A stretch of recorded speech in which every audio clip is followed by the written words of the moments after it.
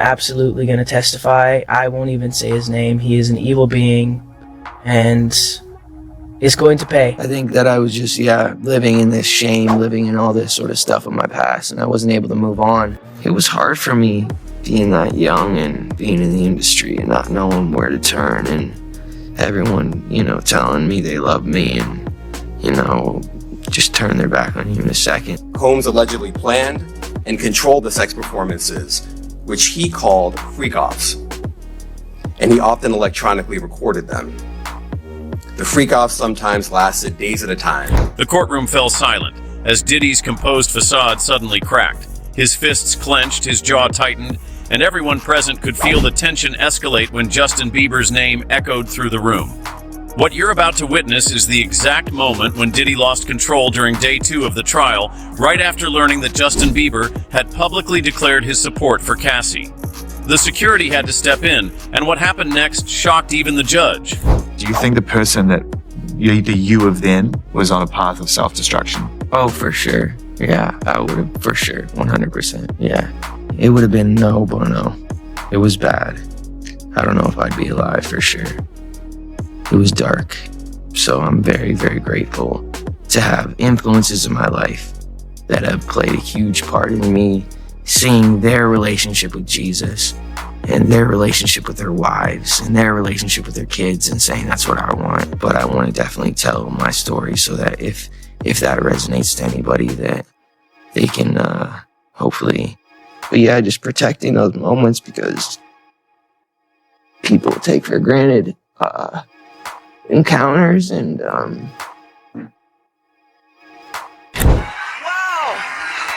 I feel violated right now. Wow. Just lean into me again. You smell amazing. How old are you? Thank you. How old are you? I'm 16. I'll be 17 in like 2 weeks. I don't ever remember smelling that good at 16. That was bad. Yeah. Wow, look at your eyes. Look at that beautiful. Bieber turned 15, and it suddenly seemed that Hollywood was keen to almost initiate him. I think that's the right word. Like there was almost like this initiation that he needed to go through. So I want you to be now super uncomfortable and watch this video of an interaction between him and none other than Diddy. Take a listen. Justin, you ever seen the movie For the Times of Their Lives? Like, where we hanging out and what we doing. We can't really disclose, but it's definitely a 15-year-old's dream. I have been given custody of him. He signed to Usher. I had legal guardianship of Usher when he did his first album. I did Usher's first album. I don't have legal guardianship of him, but for the next 48 hours, he's with me. So and we gonna go full. Young Justin Bieber, who was signed by Usher, involved with Scooter Braun. Now all of a sudden he's being put in the hands of Diddy, who, it is true, he became the legal guardian for Usher. You can look up all of the allegations of what Diddy did. The allegations are essentially that Diddy very much initiated Usher. As we are going through these lawsuits and Diddy is in prison, we are recognizing that everybody knew. This was an open secret about what Diddy was doing. So it just begs the question, who allowed Justin Bieber to be in the presence of this man, knowing what he was up to, allegedly up to? That seems to be very clear. Day 2 started with this weird calm in the courtroom. Diddy walked in surrounded by his expensive legal team, acting all confident. But if you looked closely at his eyes, something was just off. He kept scanning the room like he was looking for someone who might jump out at him. Security wasn't normal that morning either. They added extra guards near Diddy's table, not the usual setup for a celebrity trial. One guard stood directly behind his chair, another by the aisle. It's almost like they got a tip that something might go down. Then Cassie walked in and everyone's heads turned. She wore this simple black dress with a white collar. Nothing flashy, but it made a statement. Her friends formed this protective circle around her, walking her to her seat like bodyguards. The contrast was clear. Diddy with paid security, Cassie with loyal friends. The really interesting part? Diddy couldn't stop checking his phone. He kept pulling it out, scrolling with his thumb, then his face would get darker each time. At one point, his lawyer actually had to reach over and take it from him. That's when I noticed Diddy's hand was shaking. Meanwhile, the prosecution team was acting super weird. They kept passing notes and whispering behind folders. One prosecutor would show something on her tablet to another, and they'd both nod like they just got the final piece of a puzzle. They knew something big was coming. Diddy's main lawyer tried calming him down at least 3 times before the judge even arrived. He'd lean over, say something in Diddy's ear, and put his hand on Diddy's shoulder. But Diddy wasn't having it. He shrugged the guy off every time, once so hard that the lawyer actually had to steady himself on the table. When the judge walked in, her face told the whole story. On day 1, she was all business but relaxed. Today, she looked like a principal who just got told the troublemaker was planning something bad. Her eyes went straight to Diddy's table, and she whispered something to her clerk that made him nod and pick up his phone. What nobody in that room knew yet was that Diddy had seen something on social media just minutes before court started. Something that would make him completely lose it in front of everyone. His team tried to hide his phone, but it was too late. He'd already seen what Justin Bieber posted. The bailiff called everyone to order, and you could feel the tension building with every word. The jurors must have felt it too, because they kept looking at each other, confused about why everyone seemed on edge. One juror even asked for water, her hand visibly shaking as she took the cup. Diddy sat there, his leg bouncing under the table, a vein in his forehead starting to show. His lawyer kept placing legal papers in front of him, trying to distract him, but Diddy just pushed them away. He stared straight ahead, his breathing getting heavier by the minute. It was like watching someone try to hold back an explosion. The whole room knew something was about to happen. We just didn't know what would set him off or how bad it would be when it did. The clock on the wall seemed to tick louder as everyone waited for the inevitable. Diddy's perfect image was about to shatter in front of the entire courtroom. Yeah, so, yeah. I just want to protect her, you know? I don't want her to lose it. I don't want her to, you know, go through anything I went through. I don't wish that upon anybody. So, yeah, if she ever needs me, I mean, just think about how young I was and so impressionable. And you have everybody telling me how awesome I am at all times, you know, and like... It's like taking a kid and putting a kid in a room full of nothing but sweets. Right. And just saying, I'll be back in 2 days. Exactly. I just want people to understand, like, the psychology behind why I potentially could have problems in my life. So. In time, let's talk about the fact that Combs' co-defendant in a civil case, a case, by the way, that accuses him and this co-defendant, another A-lister, of rape. This guy is once again slamming the attorney behind the case, insisting that he be sanctioned for allegedly not doing his job. We're talking, of course, about Sean Carter, better known as Jay-Z, once again calling out attorney Tony Busby, calling out his character, more specifically into question, claiming that the Texas attorney's filings have, quote, substantial. Now, we've talked about this before, but basically, a civil lawsuit was filed against Sean Combs on behalf of a Jane Doe who says that she was raped by Combs and another celebrity at a home after the Video Music Awards in 2000. While everyone focused on the drama in court, something huge happened online. Justin Bieber dropped a social media bomb that nobody saw coming. Right in the middle of trial proceedings, Bieber posted a statement supporting Cassie that sent shockwaves through the music industry and into that courtroom. The whole thing hit especially hard because Bieber and Diddy go way back. Remember those videos of teenage Bieber hanging out at Diddy's parties? Diddy used to call himself Justin's mentor and big brother. He even bragged about helping shape Bieber's career. That history made this public statement feel like the ultimate betrayal. This wasn't some vague, sending love and support message either. Bieber got specific. He wrote about being at industry parties where he personally witnessed Diddy's behavior toward Cassie. He mentioned seeing Diddy grab Cassie's arm too hard at an after-party in 2015.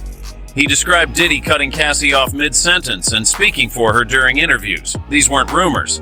These were first-hand observations.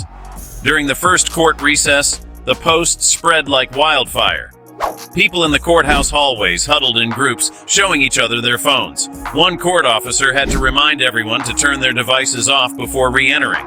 Legal assistants printed screenshots for attorneys to review. Even some jurors looked confused by all the hallway whispers, clearly sensing something major had happened. The post included this powerful old photo that spoke volumes. It showed Bieber and Cassie at some music event from years ago, both smiling. But if you looked at Cassie's eyes, there was something there. Bieber's caption said he'd always respected Cassie's strength and was sorry I didn't speak up sooner. For Diddy, the timing couldn't have been worse. Bieber's 270 million followers saw that post within minutes. News sites were already running headlines. This wasn't just celebrity gossip anymore. This was a massive star with credibility taking a clear side during an active trial. Court reporters went crazy. One woman literally ran out of the courtroom to call her editor. Another was frantically typing on her laptop. A reporter from a major network mouthed, "Did you see it?" to his colleague across the aisle. Everyone knew this changed everything about how the public would view this case. The whispers got so loud that one of the bailiffs had to ask people to quiet down. People kept showing each other their phones like they couldn't believe what they were seeing. Some looked directly at Diddy, trying to figure out if he knew yet. Others watched Cassie, who maintained perfect composure despite surely hearing the commotion. What made Bieber's statement so powerful was the specific language he used. He called Cassie brave and truthful and wrote that certain behaviors I witnessed years ago troubled me deeply, but I didn't understand the pattern they represented. He even mentioned being disappointed in myself for not recognizing the control dynamics that now seem so obvious. Diddy's attorney saw the post first. He immediately tried damage control, physically blocking Diddy's view of another lawyer's phone, whispering urgently to remove all devices from the table. But someone had already showed Diddy the screen. His eyes locked onto it, widened, and in that moment, everyone close enough saw his face transform. It was already too late. 13 years old, and I should mention he was signed by Usher to a label that was owned jointly by both Scooter Braun and Usher, and he was considered Usher's protege. He has been described Usher as his mentor. Justin Bieber is continuing the purge. He has now moved to his original mentor. So this is a very big story, and the reason why we should discuss this and we should not diminish what is happening, it's not celebrity drama. This is actually the fall of Babylon that we are witnessing, Hollywood Babylon that is. He did an interview back in 2020 with Zane Lowe. I think this was on Apple Music, and he was speaking about another young artist that was coming up, Billie Eilish, and Eilish, and he was basically speaking about how he wanted to protect her because she was now another young person, a rising artist in the industry, and sort of out of nowhere, he became quite overcome with emotion. Take a listen. Yeah, I definitely feel protective of her. It was hard for me being that young and being in the industry and not knowing where to turn, and everyone, telling me they love me and, just turn their back on you in a second. So yeah, it's hard because I want her to know that, she can count on me, but at the end of the day, I'm never gonna force myself to be in a relationship with her. It has to be natural, right? So I just kind of, let her do her thing, and if she ever needs me, I'm gonna be here for her. But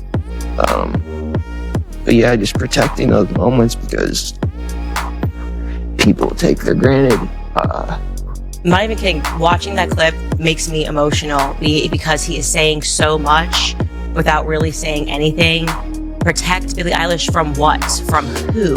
When Diddy saw Bieber's post, his face changed like someone flipped a switch. First came this look of total shock. His eyes got wide and his mouth actually hung open. Then his eyebrows pulled together as the betrayal hit him. But the scary part was watching that transform into rage. His nostrils flared and his jaw clenched so tight you could practically hear his teeth grinding. A woman sitting 3 rows back later told reporters that Diddy's hands started shaking uncontrollably. He tried to grab some papers his lawyer handed him, but he couldn't even hold them steady. They slipped right through his fingers and scattered on the floor. That's when everyone started staring. The first real warning sign came when Diddy suddenly stood up. It wasn't a normal, I need to stretch stand-up. It was abrupt and aggressive. The bailiff, who'd been watching him closely all morning, immediately took a step forward.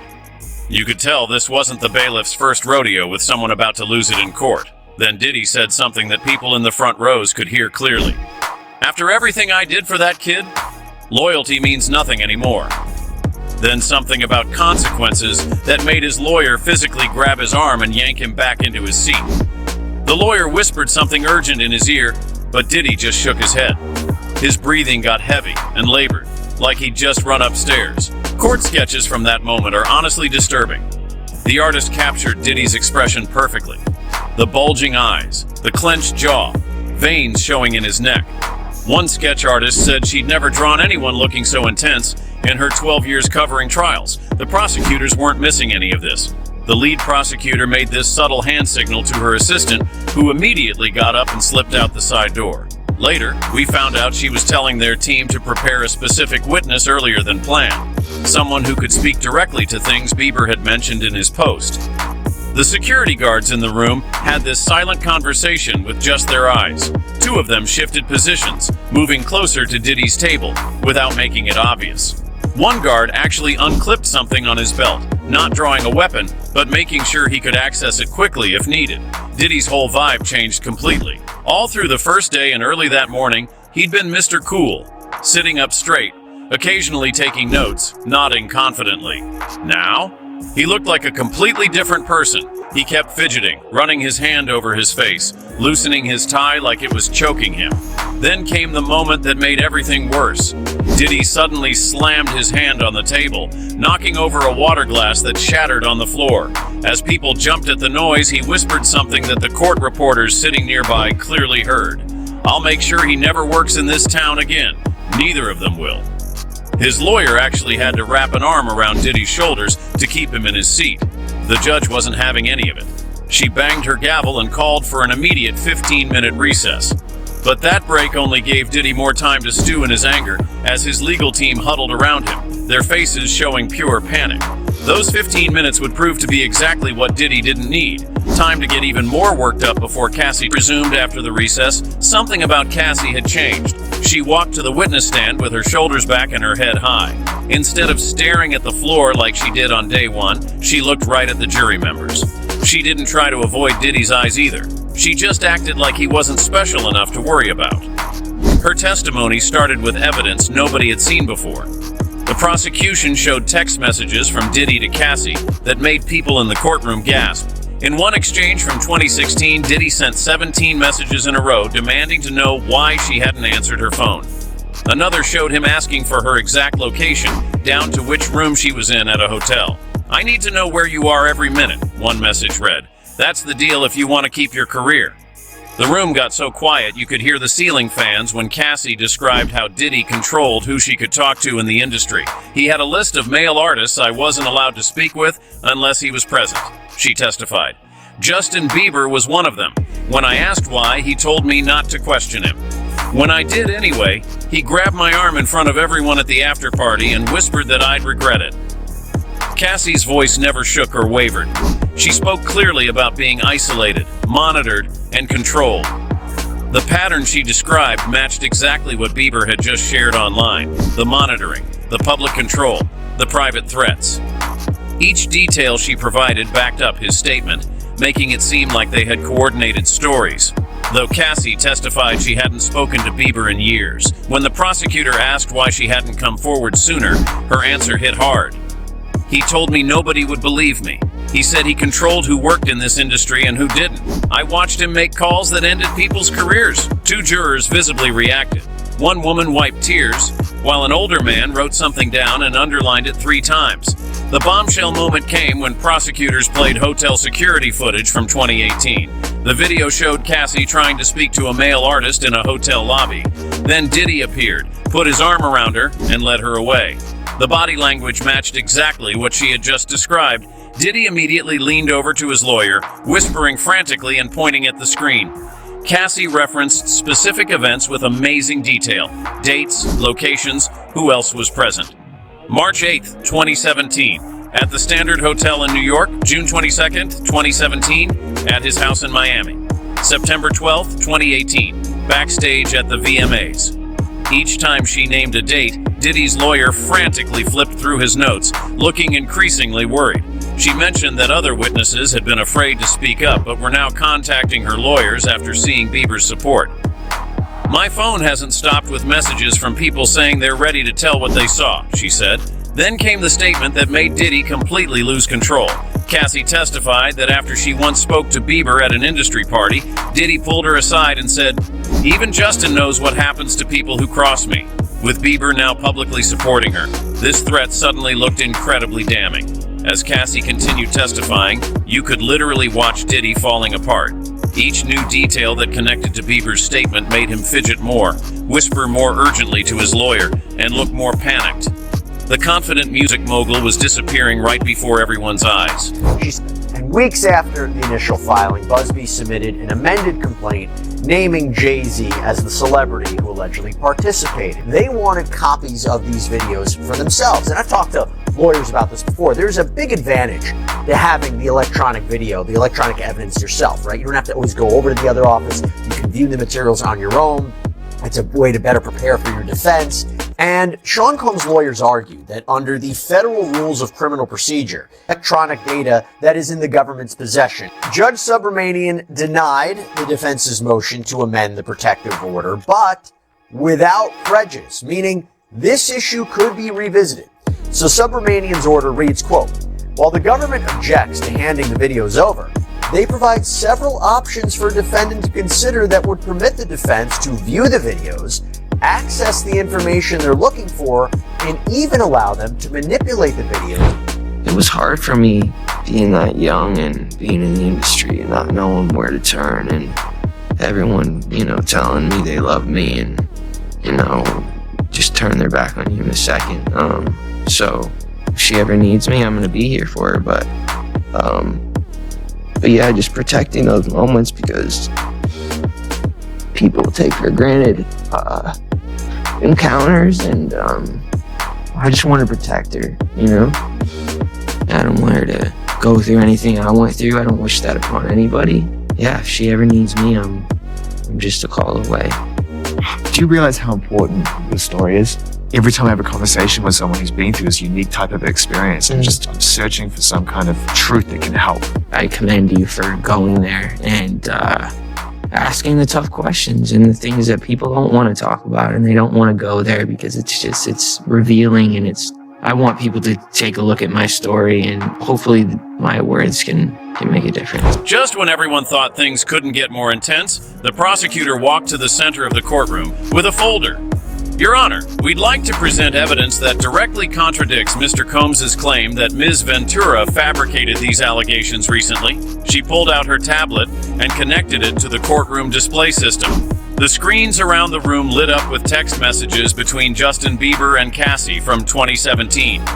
The prosecution zoomed in on one exchange that made several jurors lean forward in their seats. Cassie had written, I don't know what to do anymore. He monitors everything. He said if I talk to anyone, he'll make sure I never work again. Bieber's response read, this isn't normal, Cass. What he's doing isn't okay. You need to talk to someone who can help. The moment those messages appeared, Diddy shot up from his chair. The sound of it scraping across the floor made everyone jump. His face was bright red, his eyes bulging. The composed music mogul was completely gone. His attorney grabbed his arm, trying to pull him back down. Sean, don't do this, he whispered loud enough for the front rows to hear. But Diddy wasn't listening. He actually shoved his lawyer's hand away so hard the man stumbled backward. This is all lies, Diddy shouted, pointing at Cassie. You know damn well that's not what happened. Where's your loyalty after everything I did for you?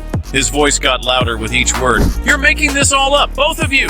The judge immediately banged her gavel 3 times. Mr. Combs, sit down immediately or I will have you removed. Her voice cut through the chaos like a knife, but Diddy wasn't stopping. 2 security officers moved toward the defense table fast. One positioned himself between Diddy and Cassie, while the other approached from behind. Court reporters typed frantically, capturing every word of this unplanned meltdown. The jury watched in total shock. One older woman in the back row actually covered her mouth with her hand.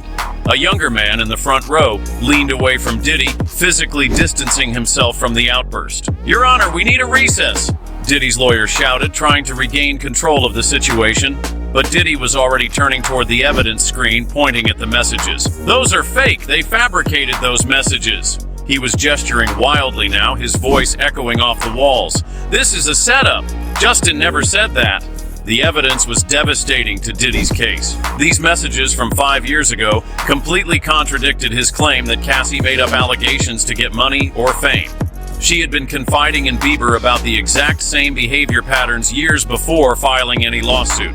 The judge slammed her gavel again. Remove the jury immediately, she ordered the bailiff. As the 12 men and women filed out, most of them couldn't help staring at Diddy, who was still standing and shouting. The security guards moved in, one on each side of him. "Sir, you need to calm down now," one said firmly, placing a hand on Diddy's shoulder.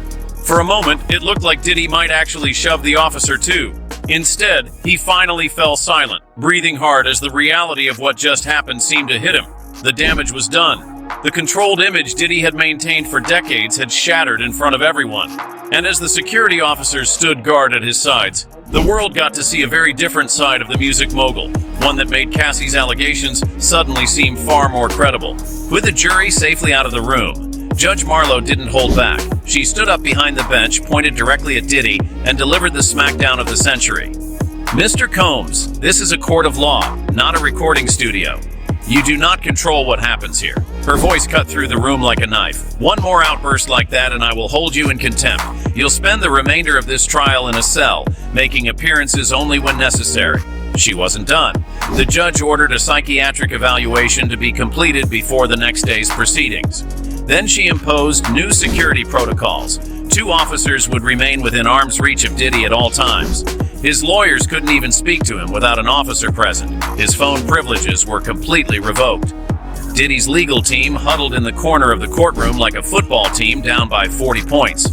The head attorney kept shaking his head while another one made frantic calls. A third lawyer was desperately writing notes, occasionally looking up at Diddy with a face that screamed, "We're in trouble." Their body language told the whole story. They knew their case had just taken a massive hit. When the jury came back in, their reactions were impossible to miss. A middle-aged woman in the front row physically shifted her chair slightly away from the defense table. An older man who had been taking detailed notes now sat with his arms crossed, pen untouched. Most telling was juror number 8, a young professional who had smiled at Diddy on day 1 but now wouldn't even look in his direction. Meanwhile, the prosecution team maintained perfect poker faces, but you could tell they were pleased. The lead prosecutor organized her papers calmly, occasionally glancing at Diddy with what looked like satisfaction. Her assistant even had to hide a small smile behind her hand at one point. Security didn't mess around for the rest of the day. 2 officers stood directly behind Diddy's chair, not even pretending to be casual anymore. Another stood at the courtroom door, hand resting on his belt. The message was clear to everyone. They weren't taking any chances with Diddy's behavior. Legal experts sitting in the gallery couldn't contain themselves. A former federal prosecutor whispered to the person next to him, "He just lost right there." Law professors who'd come to observe the case were writing frantically in their notebooks. One defense attorney from another high-profile case shook his head and muttered, "Amateur hour." Through it all, Cassie was a statue of composure. She sat with perfect posture, hands folded in her lap, expression neutral. When Diddy had his outburst, she didn't flinch, didn't react, didn't give him the satisfaction of showing fear. The contrast couldn't have been more striking, her complete control versus his total lack of it. As day 2 wrapped up, the difference from the morning was dramatic. Diddy had strutted in like he owned the place. Designer suit crisp, smile confident. Now he shuffled out with his tie loosened, surrounded by lawyers who looked like they'd aged 10 years in one afternoon. His eyes stayed on the floor, avoiding the reporters who packed the hallway. The most revealing moment, when Diddy's main lawyer put his hand on his client's back to guide him out. Diddy shrugged it off, just like he had that morning. But this time, it wasn't from confidence. It was from defeat. What we saw in that courtroom wasn't just about evidence, it was about character. Cassie stayed calm and strong, while Diddy completely fell apart when Justin Bieber took her side. Their true personalities came out under pressure. Let's be real. The jury watched Diddy lose control and threaten people in open court. That moment probably decided this case already, no matter what other evidence shows up later. The biggest question now? Who else will speak up? Justin Bieber just broke the unspoken celebrity rule of protecting each other. That door is wide open now, and more stars might walk through it against Diddy.